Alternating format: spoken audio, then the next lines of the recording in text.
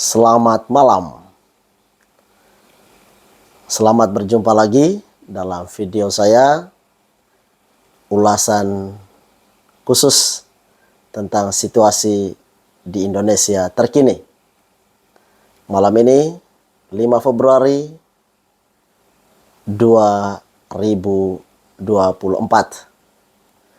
bertepatan dengan peringatan Injil masuk tanah Papua.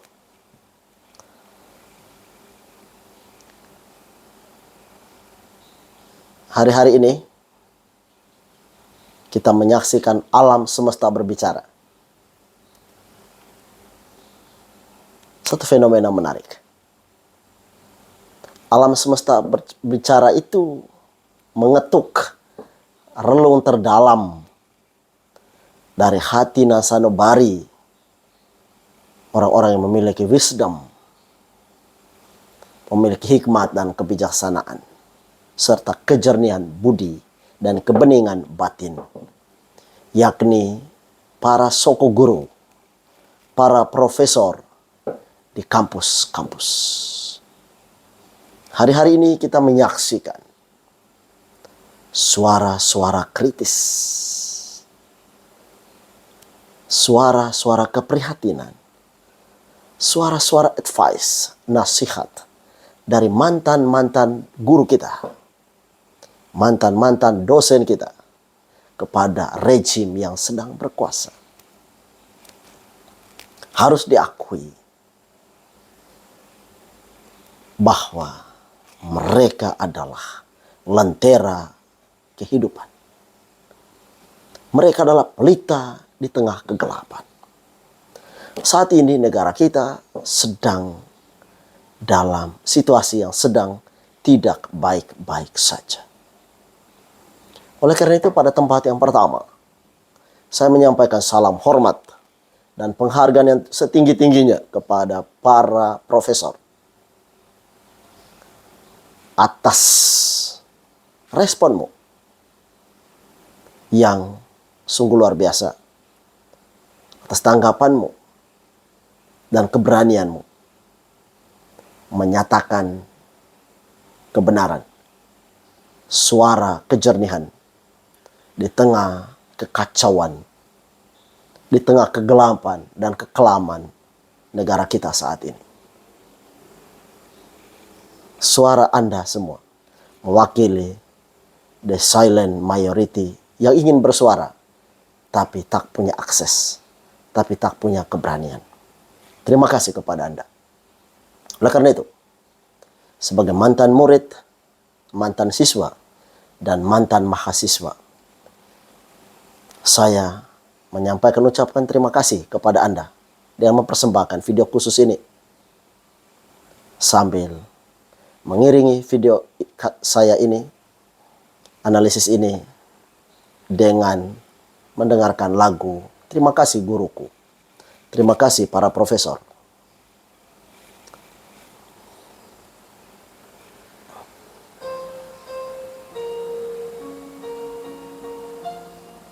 Terima kasih. Sebelum alam berbicara lebih keras, sebelum Sang Maha Tuhan, Sang Maha Kuasa bertindak, Anda atas nama Sang Kebijaksanaan, atas nama Sang Kejernihan, atas nama Sang Cinta, menyampaikan suara kritis, suara peringatan bagi negara ini. Anda yang bersuara tentu mengetahui, mengalami berbagai dinamika, berbagai pergolakan politik dan sejarah kelam bangsa ini di masa lalu.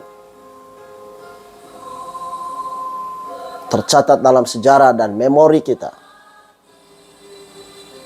Bung Karno, sang proklamator kita yang berjasa bersama para pahlawan bangsa, membawa bangsa ini kepada gerbang kemerdekaan, digulingkan dengan cara yang tidak bermartabat. Masih terngiang dan tercatat dalam sejarah dan dalam sanubari kita yang terdalam dalam memori kita, Soeharto berkuasa selama 32 tahun. Sang diktator itu, dengan segala kepongahannya, dengan kekuasaannya, tak ada yang mampu menyentuh dia saat itu. Tapi akhirnya dijatuhkan dengan cara yang tragis, menelan nyawa, darah, dan pengorbanan yang tidak sedikit. Kita berterima kasih kepada para aktivis, para mahasiswa, juga para dosen, para pegiat sosial atas jasamu menggulingkan Orde Baru, rejim otoriter itu tahun 1998. Namun apa yang terjadi setelah reformasi bergerak sampai ke titik ini,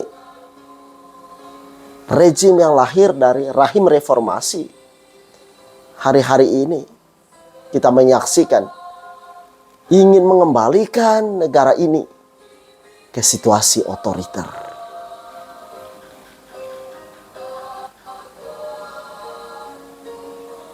Para profesor yang bersuara, dan tentu saja kita semua, tidak menginginkan negara kita kembali ke situasi itu. Tapi yang terjadi saat ini sudah ada indikasi, sudah ada tanda-tanda akan kembali ke situasi itu. Ada para pengamat, para profesor yang mengatakan saat ini terjadi darurat demokrasi. Menurut saya iya benar. Darurat kenegarawan, krisis kenegarawan.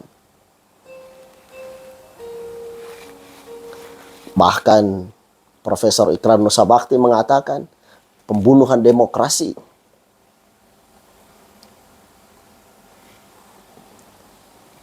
Dan ini sungguh memprihatinkan.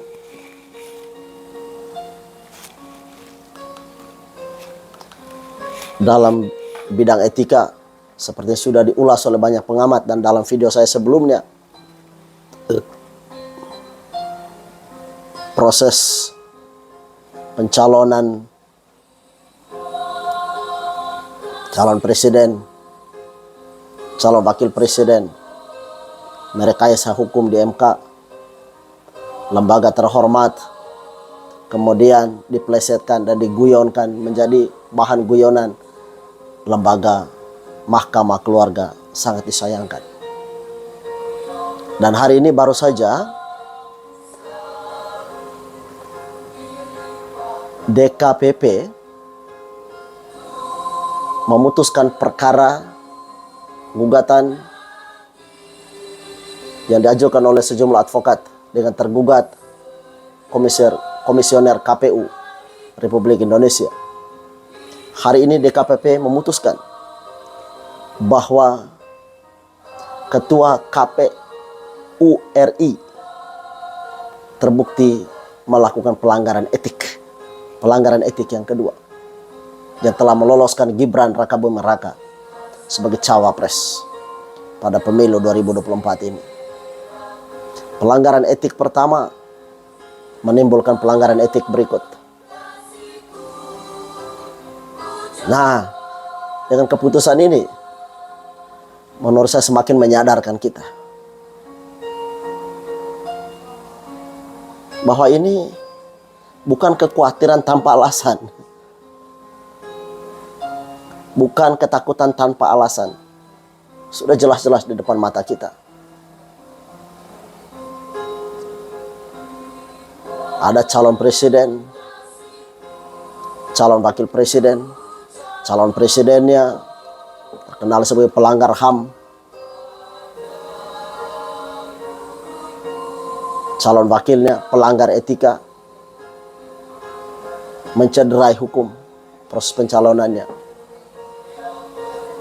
Yang dikhawatirkan ialah kalau mereka tetap memakai cara seperti sekarang, kecurangan-kecurangan dengan slogan menang satu putaran, Tapi dengan cara-cara yang tidak fair, tidak jurdil, tidak jujur, tidak adil, tidak bebas. Hati-hati dengan delegitimasi kekuasaan. Hari ini yang bersuara baru para profesor. Hati-hati, pada waktunya para profesor akan bersatu dengan seluruh civitas akademika, para mahasiswa. Akan terjadi gelombang protes besar-besaran. Gerakan semesta untuk menggulingkan rejim yang melanggar hukum dan etika, melanggar hak asasi manusia. Dalam bidang hak asasi manusia misalnya, sang calon berkata, ini isu musiman. Begitu menjelang pemilu mulai muncul lagi isu ini. No, bukan isu musiman.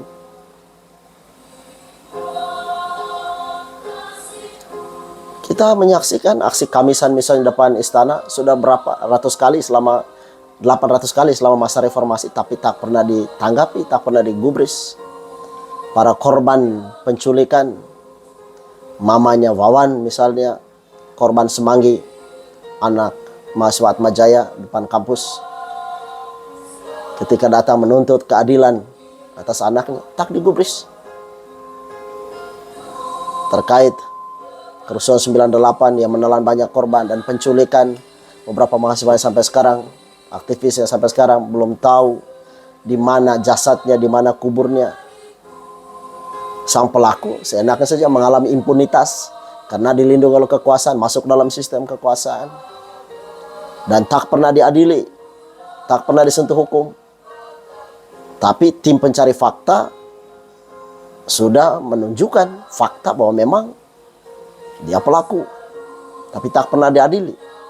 Nah, berdasarkan fakta hukum bahwa dia adalah pelaku, berarti sampai sekarang bukan isu musiman, memang dia pelaku pelanggaran HAM berat masa lalu. Saya waktu kuliah hukum, saya menulis skripsi tentang pelanggaran HAM berat masa lalu dan alternatif penyelesaiannya. Saya penelitian di Komnas HAM Jakarta, di Kontras, di Elsam, dan di beberapa tempat lain.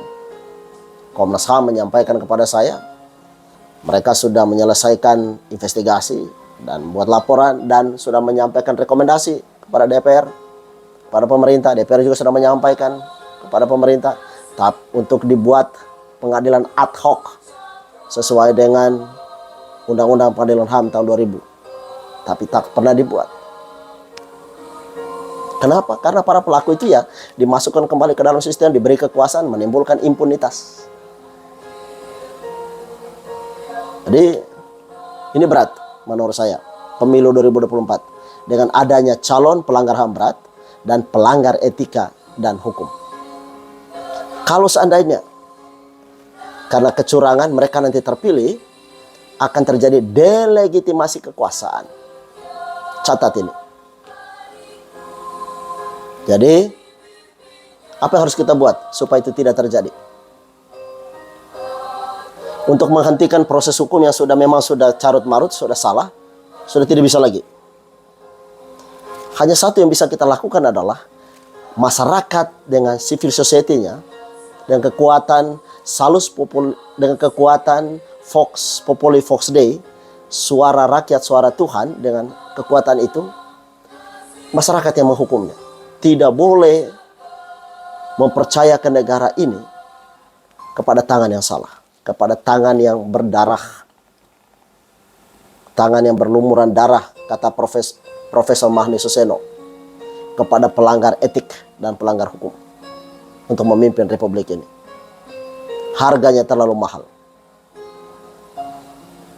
Jadi hanya dengan cara itu kita menghukum mereka untuk tidak memilih pelanggar HAM berat dan pelanggar etika. Sekian video dari saya.